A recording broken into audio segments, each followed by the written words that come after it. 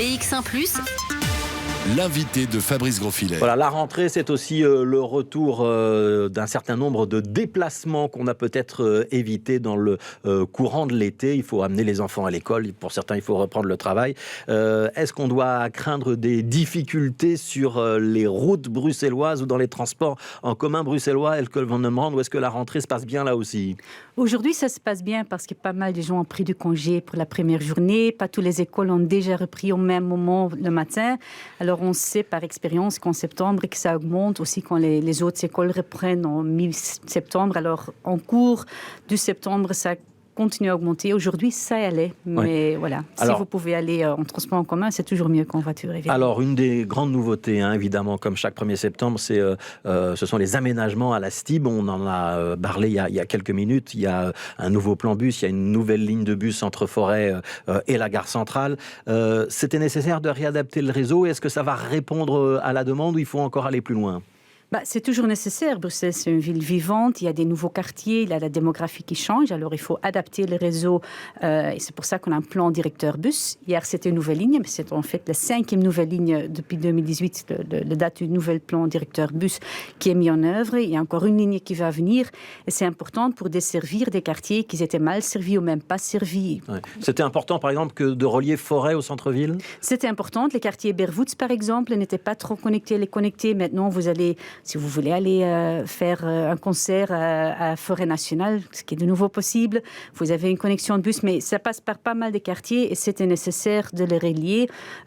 Ceci est important, c'était une nouvelle ligne de bus, mais le plan bus n'est pas que des nouvelles lignes. On met des nouvelles lignes, mais c'est augmenter la capacité sur les lignes existantes, une fréquence plus élevée, des bus plus grandes, comme ça on peut déplacer plus de monde. Ce sont des choses qui sont aussi dans ce plan directeur bus. Donc là, il y a un certain nombre de changements que les utilisateurs des transports en commun vont donc découvrir à partir d'aujourd'hui. Alors on sait quand même qu'il y a la Covid-19 qui est passée, qui pèse lourdement sur les finances publiques et en particulier sur les finances de la région bruxelloise. On sait que la mobilité, c'était un des axes majeurs de ce gouvernement-ci avec Rudy Verwoerd.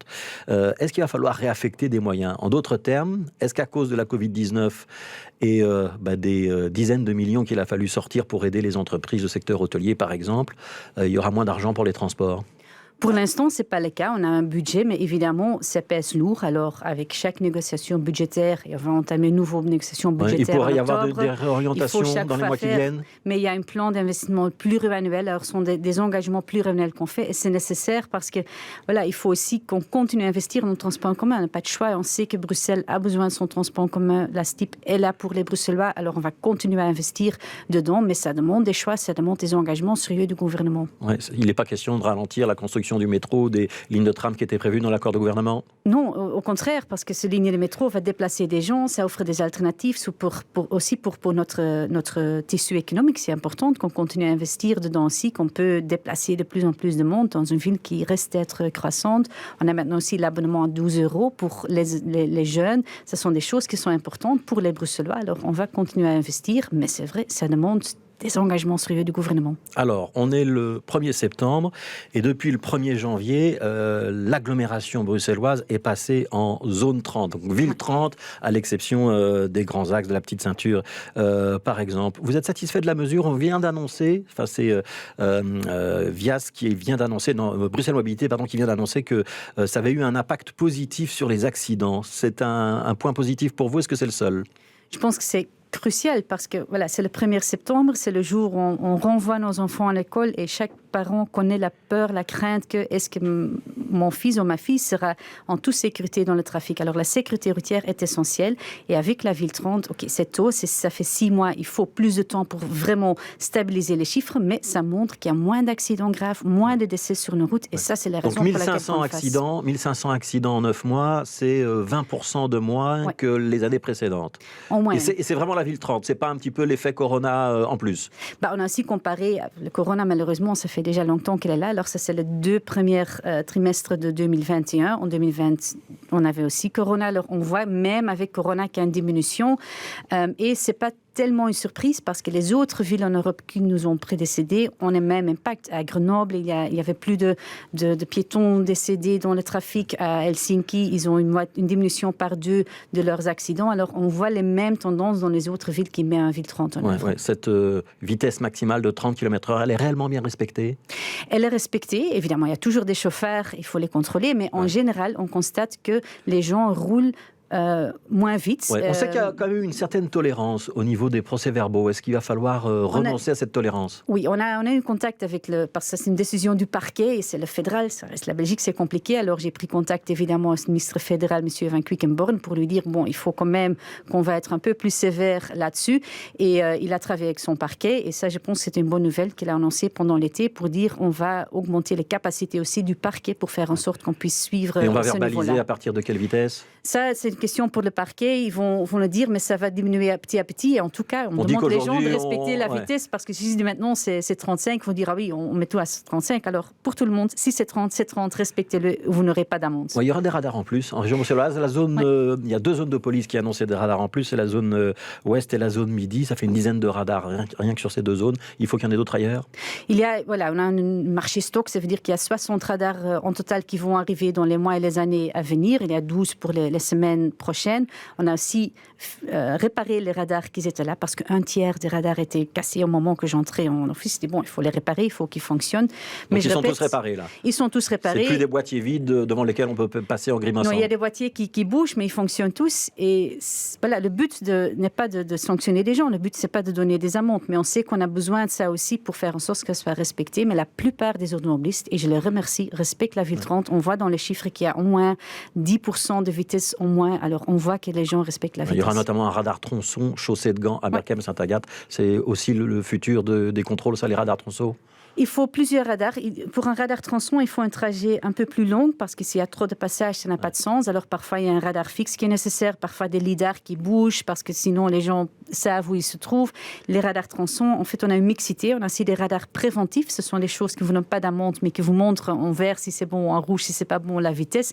Ça, c'est toute cette palette dont on a besoin. Alors, je voudrais qu'on parle de la place des vélos en ville. On sait qu'il y a un grand nombre de Bruxellois qui ont décidé de passer à ce mode de transport à l'occasion de la crise de la Covid-19 et vous aviez installé un grand nombre de pistes cyclables qui étaient présentées comme temporaires et qui devaient être évaluées à l'époque. On est 1 an et demi après le début de la Covid-19. Est-ce qu'on est toujours dans le temporaire ou est-ce qu'on peut dire aujourd'hui que ces pistes cyclables, c'est du définitif? On a fait une évaluation. On a constaté d'un côté qu'il y a plus de cyclistes, 60% plus de cyclistes. Ils sont utilisés. On a aussi fait une enquête. On a eu pas mal de réactions et le résultat, c'est que d'un côté, on veut pérenniser les pistes cyclables qui étaient temporaires, mais parfois, il faut encore les adapter. Alors, je prends l'exemple de rue de la Loi, c'est très connu, c'est avec des blocs de béton, ça ne va pas rester comme ça, il faut faire un réaménagement profond pour faire en sorte que ça soit d'une manière propre et élégante, évidemment. Alors, mais elles vont toutes rester, toutes celles qui ont été testées? Ils vont rester sur ces axes-là, peut-être qu'on va, par exemple, sur la rue de la Loi, il y aura des 2 côtés un aménagement, quand on fait une demande permis, tout ça, mais ils vont rester, ça c'est le but, de les pérenniser, de faire en sorte qu'ils restent parce qu'ils sont utilisés et encore d'y ajouter. Ouais. Est-ce que ça ralentit la circulation automobile ou pas? Est-ce qu'on a des études là-dessus? On a les études, ça ralentit pas. Au contraire, il y a des gens qui l'utilisent maintenant et on pense qu'à long terme, ça va même faire en sorte qu'il y a moins d'embouteillage. Mais c'est vrai, ça prend du place. C'est question de faire des choix. En ville, malheureusement, on peut pas, la place est limitée. Alors parfois, on prend un peu de place des voitures, mais comme ça, on sécurise beaucoup plus et ça rend aussi les situations beaucoup plus claires. Les voiries où les voitures et les vélos partagent la rue et la vitesse, ça crée des circulations dangereux aussi pour les automobiles, ils n'aiment pas. Personne ne veut percuter une cycliste, alors je pense que c'est important. Il y a des gros problèmes, notamment les ronds-points, ça reste toujours un petit peu un point faible et un petit peu compliqué. L'avenue de Tervuren, il y a un gros conflit avec les communes, donc Etterbeek et Woluwe-Saint-Pierre, pour avoir une piste cyclable. Vous avancez sur ce dossier, il y aura une piste cyclable en plus de celle qui existe aujourd'hui, qui n'est pas très très pratique, mais il y avait des projets, ils ont été un peu bloqués par les communes. En fait, c'est une question de, comme je dis, il faut les mettre quelque part. Alors là, il y a un peu de stationnement qui sera sacrifié pour y mettre la piste cyclable, mais c'est une des axes Vous cyclables. Parlez au futur et pas au conditionnel, ça veut dire que ça se fera. Oui, ça se fera parce qu'il faut le faire, parce que c'est une axe... Même si les bourgmestres ne sont pas d'accord. Oui, on cherche un accord, mais évidemment, même si on n'est pas d'accord, il faut y créer une... Et là, tout le monde est d'accord qu'il faut créer cette tronçon manquant. C'est une tronçon manquante vraiment sur un axe cyclable le plus implanté de tout Bruxelles. Il y a aussi un potentiel pour augmenter, plein de cyclistes qui l'utilisent. Il y a un tronçon manquant. Il faut faire quelque chose sur ce tronçon manquant et on peut discuter sur comment le faire, mais qu'il faut d'infrastructures cyclables là, ça c'est essentiel. Il y a plein de monde qui en ont besoin. Donc Benoît Serex, qui n'est pas favorable, il veut maintenir toutes les places de stationnement. Je le comprends que c'est toujours difficile. On a cherché, parce que je pense que c'est important pour les quartiers, alors on a trouvé une parking hors voirie qui pouvait être utilisé par les riverains pour offrir une alternative pour les places perdues. Alors on cherche des solutions, mais j'espère qu'on peut avancer avec ce dossier. Et ça sera avant la fin de la législature ? Oui, évidemment. Évidemment, ça veut dire dans les 2 ans qui viennent. Oui. Dans les 2 ans qui viennent, on aura Smart Move ou pas ? Donc Smart Move, je rappelle, c'est le projet de taxe intelligente qui doit remplacer la taxe de circulation et qui serait à payer au kilomètre utilisé ou parcouru et en fonction, avec une modulation en fonction de l'heure à laquelle on circule. Si ça dépend de moi, il faut continuer avec ce projet parce que c'est le projet, il faut rappeler, le but c'est d'avoir moins d'embouteillages, moins de pollution d'air. Et ça, notre système fiscal actuel, parce qu'on paye déjà des taxes... Rudy Vervoort, ministre-président, a dit que ça allait être difficile d'aboutir avant la fin de la législature.